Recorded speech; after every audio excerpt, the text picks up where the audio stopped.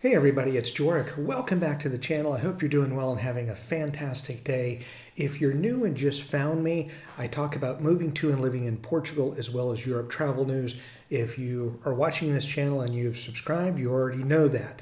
One thing that I haven't talked greatly about, or I haven't made a long form video about, I've made a couple of shorts, is about some of the expat assistance that I've been doing in the consultations with people from other countries who haven't been to Portugal yet or have made a scouting trip and they're not quite sure whether they want to move or not.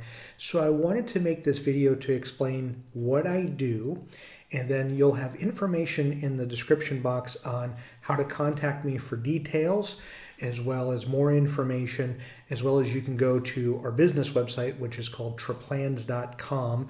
I'll leave that in the description too, so that way you can find out not just what we're doing with expat relocation services, which is what I'm in charge of, as well as our business travel website.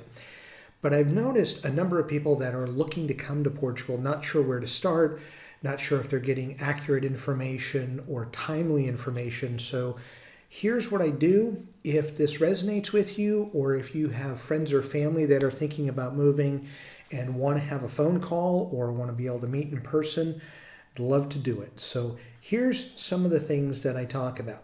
All of the how-tos: getting your NIF, getting your bank account, your SNS, which is your health number, your social security number, how to navigate your SEF appointment.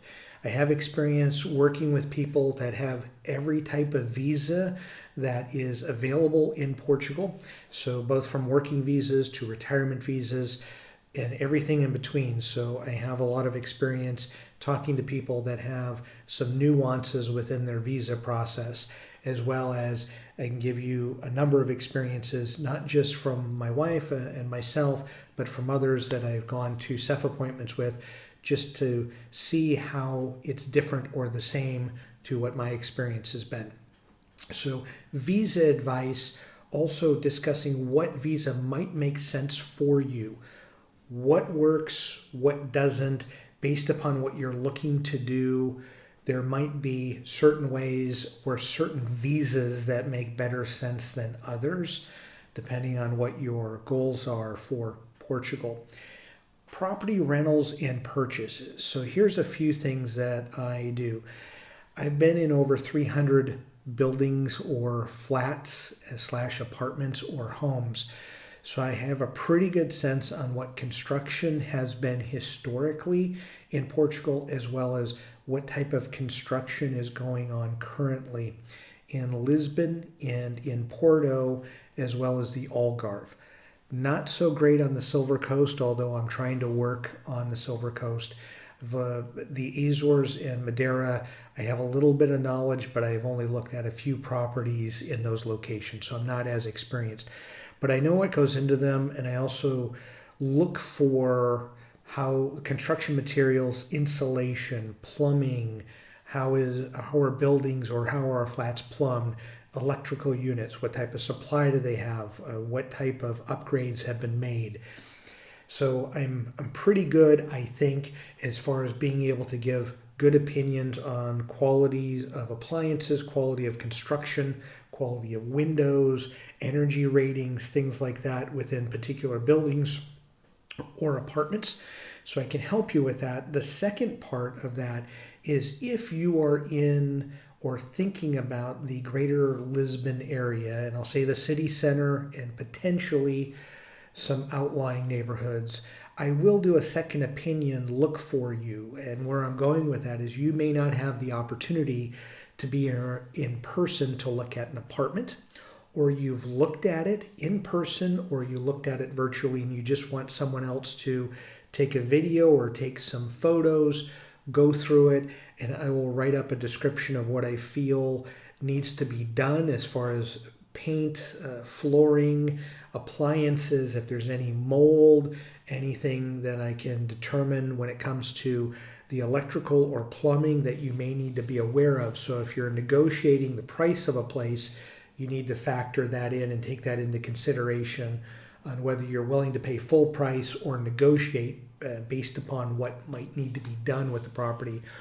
as well as if you're renting, just to make sure that what you're renting is solid and you won't have to be contacting necessarily the landlord right away for any particular issues, at least issues that may be seen to the naked eye. And in going through my inspection process, hopefully you'll find a place that you won't have any issues with for the 12 months or 12 years or however long you're staying in Portugal.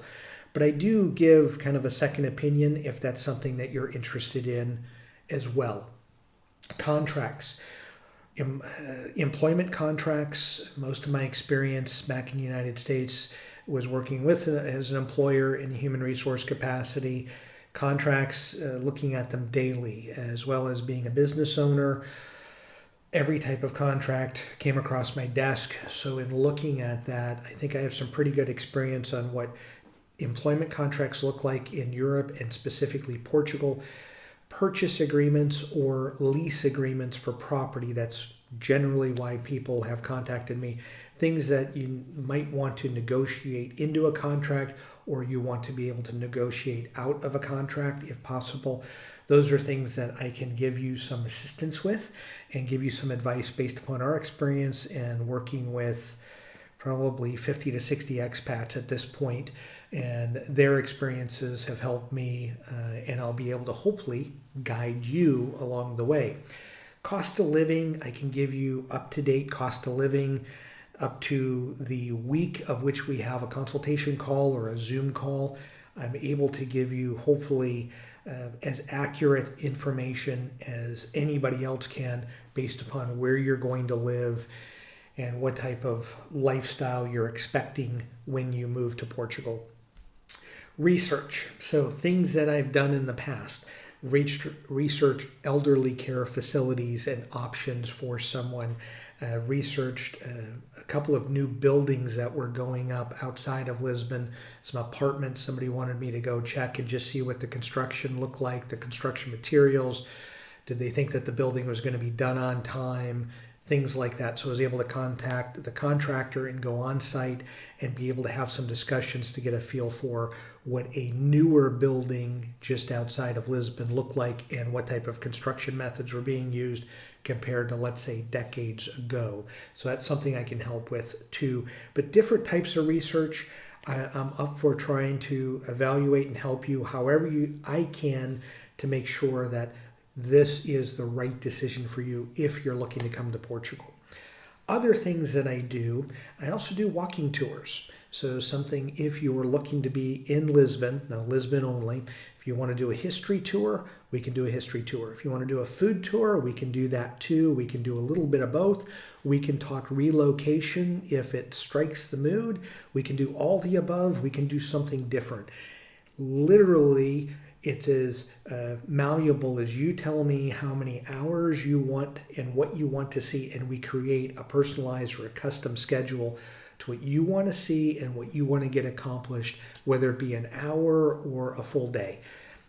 If I'm available and it's something that works out, let's make it happen. So if that is something that works for you, it's another reason why you may want to contact me for not just expat assistance, but also being able to do walking tours. And some of the other things that I've done, now these are some different requests and unique requests. I've sent cookies back to the United States. Somebody that wanted a particular style of cookie here from a store was able to ship those back. I've also shipped pastel de natas based upon the place that the client loved the most from a pastel de nata standpoint. Packed up a bunch and shipped them off to destinations abroad for their pleasure, and it got there within a few days. So hopefully they were still good. From what I understand, they were still edible and still tasty. Those are some of the things that I do. One of the last things that I do, it's a separate fee structure. I've only done it a couple of times. Is I will help find an apartment. It has to be in the Lisbon city center. And because that's a lot of time, and I might be spending several hours a day looking at apartments and previewing and trying to give written analysis as well as my own inspections to these places, that's a different fee. That's a much higher fee. And we can talk about that if that's something that you want to do. I often try to tell people, don't have a third party try to give you their advice, because what I might be interested in might certainly be different than what you're interested in. So I'm more along the lines of helping, giving a second opinion if you'd like to let me look at a place. But for me to look for a place for you, it's a lot of responsibility, and I take that seriously. But I want to make sure that, again, you realize that if that's something that we get into a contract or an agreement with, that it suits both parties. So that's something as well that I can do if it's something that you're interested in. So it's a lot out there. If you contact me, again, the description box, I'll put it in a pinned comment, mcleanjorick@gmail.com for details. We can go through what it costs for a phone call or a video chat conversation. That's something that I do several times a week, even on the weekends if I'm available. I'll do calls on Saturdays and Sundays if it works for your schedule and with our schedule, both here as well as when we're traveling. And then meeting in person. So this is the last thing. Many times I put the photo of both myself and my wife on the thumbnail for most of the YouTube videos I made over the last 6 months to a year.